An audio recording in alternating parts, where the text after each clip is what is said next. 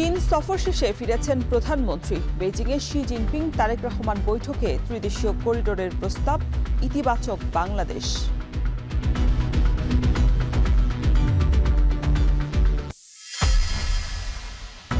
রাজধানীর কাঁটাবনে আবাসিক ভবনে লাগা আগুনে দুজনের মৃত্যু। ফায়ার সার্ভিসের 2 ঘণ্টার চেষ্টায় আগুন নিয়ন্ত্রণে।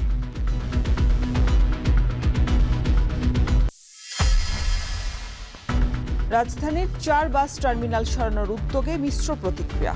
ডিপো নির্মাণেও নিরসন হবে না যানজটের, সুনির্দিষ্ট পরিকল্পনার তাগিদ। টার্মিনালের ভিতরে যদি পরিবেশটা তৈরি করা যায়, তাহলে যাত্রীরা টার্মিনালের ভিতরে থাকবে, ডিপো থেকে বাস এসে যাত্রীদেরকে নিয়ে গন্তব্যে চলে যাবে। গাড়িগুলো ওই পেরিফেরিয়াল যেই আমরা টার্মিনালগুলো করছি, ওখানে এসেই তারা তাদের যাতায়াত শেষ করবে।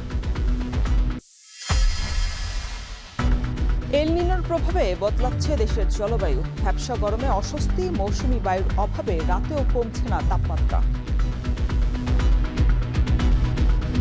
প্রাকৃতিক দুর্যোগের ইন্টেন্সিটি, ফ্রিকোয়েন্সি, ডিউরেশন, টাইমিং বদলাবে। জলবায়ু পরিবর্তনটা বাংলাদেশের সকল প্রজেক্টে বিবেচনা করে এগোতে হবে।